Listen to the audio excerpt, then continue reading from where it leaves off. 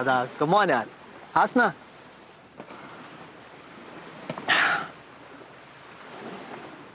I know यार, कितीही काही म्हटलं ना तरी पुन्हा पुन्हा घराचीच आठवण येते. आपण बरोबर केलं ना सौरभ. सगळ्यांना विश्वासात घ्यायला हवं, सगळे मिळून हॅपी राहावं असं वाटणं बरोबर आहे ना. हो, मी तर लहानपणापासून प्रत्येक गोष्ट सी मोहिनीशी शेअर करत आलोय. मला ते जाम आवड वाटते. आणि तू तर तर एकत्र कुटुंब कसं असतं कधी बघितलंच नाहीये. सई मॅमचा माझ्यावर खूप जीव आहे. त्याच माझ्या आई आहेत, माझे बाबा, मित्र आणि मेंटर सुद्धा. बहीण भावंड, आई बाबा, आजी आजोबा, एकत्र कुटुंब किती गोड असतं ना. आणि ते तुझ्या घरी आहे, पण आता त्यात आपल्याला जागा आहे की नाही माहित नाही. सौरभ, मला खूप काळजी वाटते. सरिता आईनी तर बाबांना. राधा, हे राधा कम ऑन यार. हे बघ, ऑल सेड अँड डन आपण कुठलंही पाप केलेलं नाहीये. आपल्याला एकमेकांशिवाय जगणं अशक्य होतं आणि ते कोणाला पटत नव्हतं म्हणून आपण पळून आलो. आपण देवळात लग्न केलंय, नंतर ते ऑफिशियली रजिस्टर पण केलंय आणि मगच इथे आलोय. आपल्याला गिल्टी वाटण्याचं कुठलंही कारण नाही. हा आनंद आपल्या हक्काचा आहे. So chair up, okay? हाच बरं. चल आपण पाण्यात जाऊ. चल चल चल चल, उठ.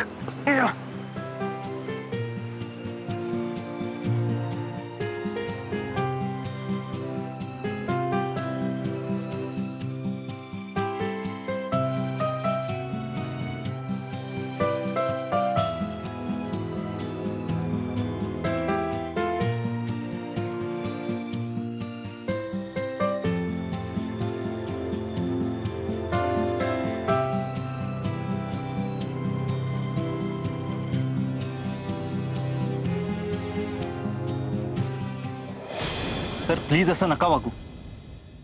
अहो राधा तुमची मुलगी आहे. नाहीये तिचं माझं नातं, काहीच नाहीये. ज्या पद्धतीने ती आम्हाला दुखावून पळून गेली, लाज वाटते मला स्वतःची. सर प्लीज असा विचार नका करू. खरं तर मी हे तुम्हाला सांगायला नको, पण लग्नगाठ ही जन्मगाठ असते सर. ती जर चुकीच्या माणसाबरोबर बांधली गेली ना तर दोन्ही माणसांची फरफट होते. रागवू नका, पण तुमचं स्वतःच उदाहरण समोर आहे.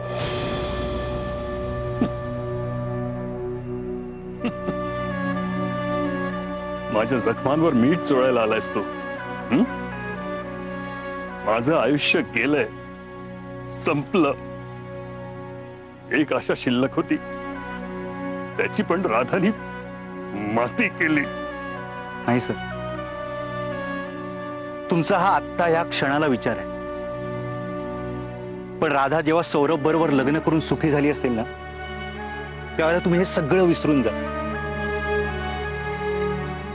ते शक्य नाही मानस. या मुलीपायी माझ्या कुटुंबात सतत एक तणाव, एक दुरावा राहिलाय. आता मला तिचं तोंडही पाहायचं नाहीये.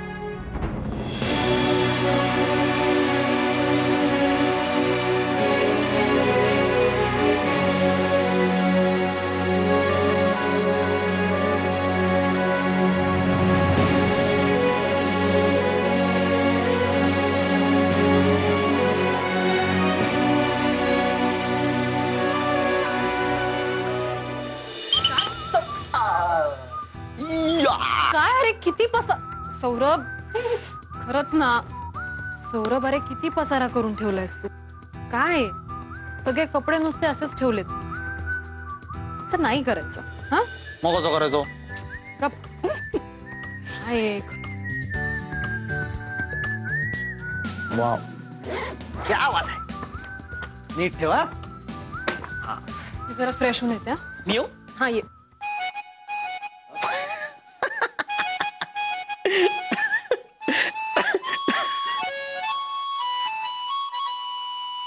नाही, सौरभ नाही. सौरभ गप ना. सौरभ गप नाही. सौरभ प्लीज ना. नाही. सौरभ सौरभ येतो ना. सौरभ येतो ना. सौरभ काय झालंय? प्लीज प्लीज प्लीज तुला वेड आहे? येतो ना. नाही. मी टॉवेल धरून उभा राहतो फक्त, बाकी काय. खरं खरं ऐक ना, ऐक ना. राधा, येतो ना. प्लीज, मी फक्त उभा राहीन कोपऱ्यात शहाण्या मुलं का. सौरभ राधा उघड ना यार दार. मुझे आने दो अंदर प्लीज. ए यार, बरं ठीक आहे, मी चेंज करतो. तू आवर लवकर यार.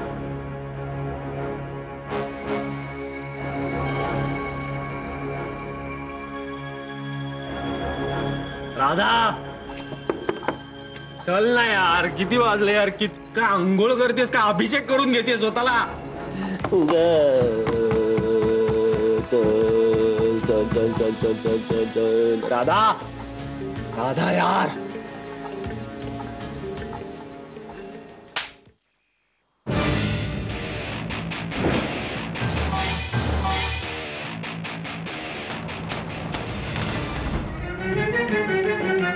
आंखें नींदों के खजाने हैं, दो उल्फत के पैमाने हैं.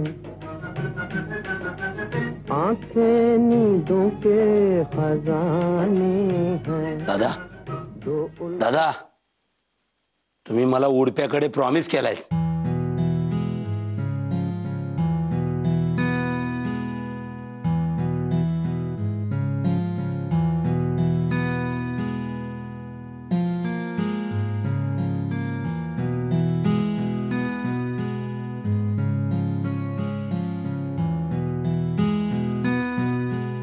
हे बघ केदार, जे काही झालं ते का झालं, कशामुळे झालं, त्याच्या आता खोलात शिरण्याची मला गरज वाटत नाही. मला असं वाटतं की तुझ्या चुका तुला कळलेल्या आहेत. तेव्हा झालं गेलं सगळं गंगेला मिळालं. विसर सगळं आणि एकदा नव्याने पुन्हा आयुष्याला सुरुवात कर. असं समज की परमेश्वराने तुला पुनर्जन्म दिलाय. आयुष्य चांगल्या पद्धतीने जगण्याची एक नवीन संधी दिली. चांगला वाग.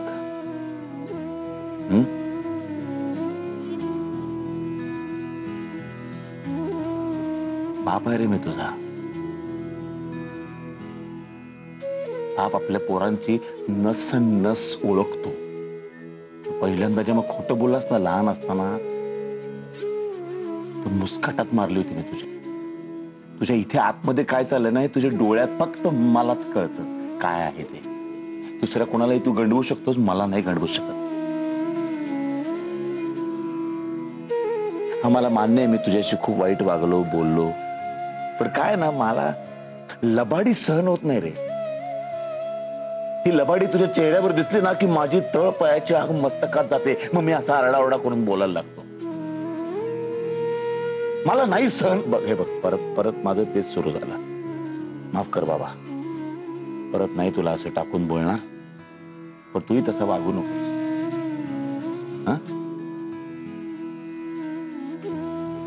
राधा आणि सौरभला शोधून काढ. जी काही वस्तुस्थिती आहे ती एक्सेप्ट कर. तुझा भाऊ आहे तो. तुझ्यासाठी तो काय करायला निघाला होता याचा विचार कर. कसंही असला ना तरी लहान असून सगळ्यांपेक्षा मोठं मन आहे त्या पोराचं. विसरून जा सगळं.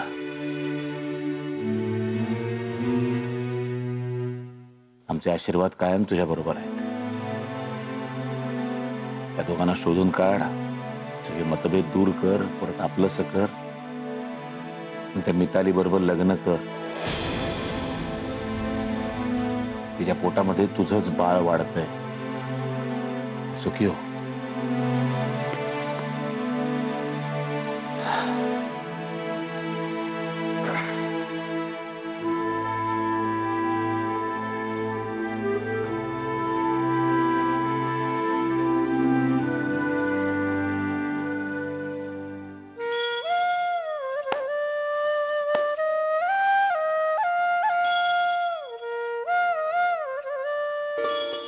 झोपतो का?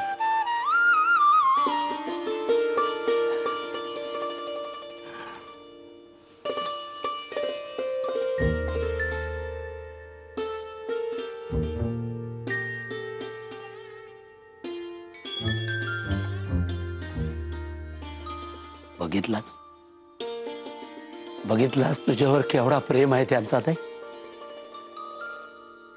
केदार, आता थोडा इसर सगळा, नवा लाईफ सुरू कर. हा, चल सीमा वहिनीला भेटूया ना. अरे तू बरा होऊन तुझ्या पायाने घरात आलास, तिला बघितल्यावर तिचा जीव भांड्यात पडेल. हा, चल. सौरभ, मार्कंड दादांनी मारलं मला. काय? हो, बघायचंय कसं मारलं ते.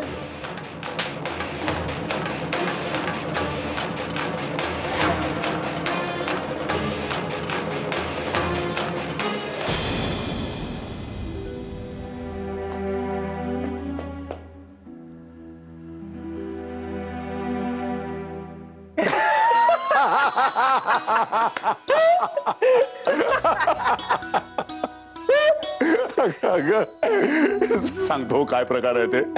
घरी गेल्यावर याचं हे असंच स्वागत होणार आहे म्हणून जरा नेट प्रॅक्टिस देत होतो एवढंच. डोंट वरी, लहानपणापासून आमचं हे असंच चालतं. हे पण काय ग, तुझ्या नवऱ्याच्या कानाखाली वाजवली म्हणून माझ्यावर चिडली वगैरे नाहीयेस ना? नाही नाही, उलट तुम्हीच तर आमचं लग्न लावून दिलं. नाहीतर निघाला होता समुद्रात बुडून मारायला. खर तर ना, त्या वेडेपणा करता तुम्हाला दोघांनाही फटकावलं पाहिजे, माहितीये ना.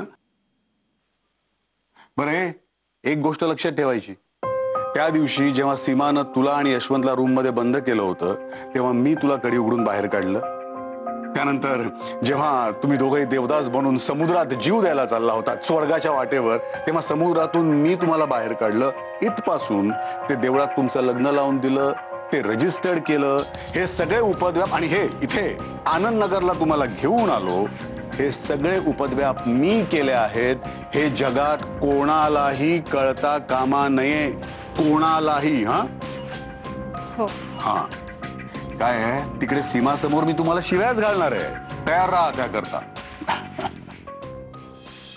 पण खरं सांगू, तुमच्या प्रेमावर आणि चांगुलपणावर विश्वास ठेवून मी हे सगळं केलं.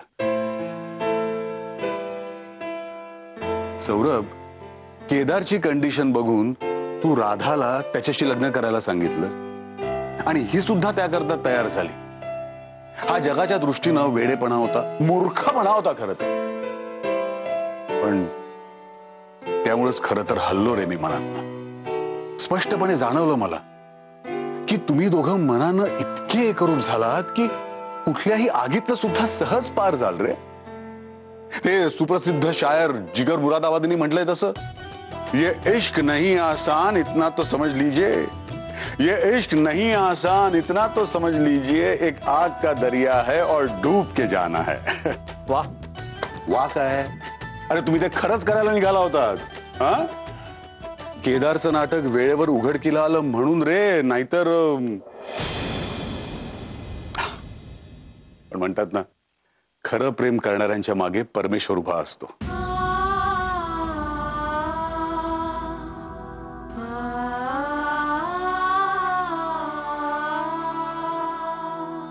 पण खरंच आमच्यासाठी तूच परमेश्वर बनून आला. ए, काहीतरी काय, कमॉन यार. हे बघ, मी काही परमेश्वर वगैरे नाहीये. ओके, साधा माणूस आहे मी. रादर त्याच आगीत हातपाय मारणारा एक हळवा माणूस आहे बस.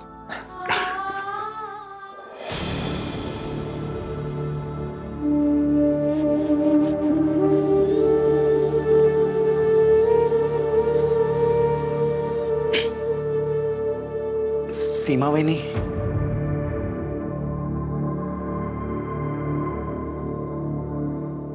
सीमा वहिनी, मी सॉरी म्हणायला आलोय.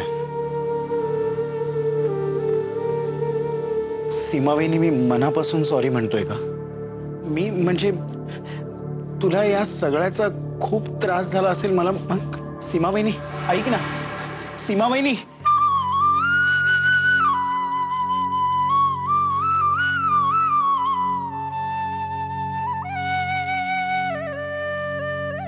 लागेल, वेळ लागेल तिला नॉर्मल व्हायला. थोडे दिवस जाऊ देत, पाऊस बिऊस पडू दे, म्हणजे सगळा गार होईल. पण त्याआधी आपल्याला राधा आणि सौरभला शोधला पाहिजे. अरे हो, हे तुमच्या दोघांकरता काही कपडे आणलेले आहेत आणि यात 2 मोबाईल्स आहेत. Okay okay. दादा, सई मॅमना फोन लावला तर चालेल? त्या काळजी करत असतील. शिवाय हॉस्पिटलमध्ये कोणी नाही डॉक्टर स्वाती सोडली तर. आणि त्या US वरनं परत आल्यात की नाही मला माहिती नाहीये. खरं सांगू का, 2-4 दिवस नको. म्हणजे ना तिकडचं वादळ जरा शांत होऊ दे, मग कर आरामात. हा बरं, पुन्हा एकदा सांगतोय, घरी गेल्यावर स्वागत होणार नाही हे लक्षात ठेवूनच घरी जायचंय. ओके. कदाचित तोपर्यंत मी निघून गेलो असेल, पण समजा जरी असलोच तरी तुमची बाजू घेणार नाही. कळलं का? हो. कळलंय ना नीट? हो. हो. खरंच एन्जॉय. असं चेहरा पाडून का उभे आहात तुम्ही लोक? आता तुम्ही कायदेशीररित्या पती पत्नी झालेले आहात, तेव्हा कसलंही टेन्शन घ्यायची गरज नाहीये, कोणालाही घाबरायची गरज नाहीये. म्हणजे पोलिसांना वगैरे अजिबात घाबरायची गरज नाहीये आता. बरं, डॉक्युमेंट्स ठेवलेस ना सगळी? हो. ओके.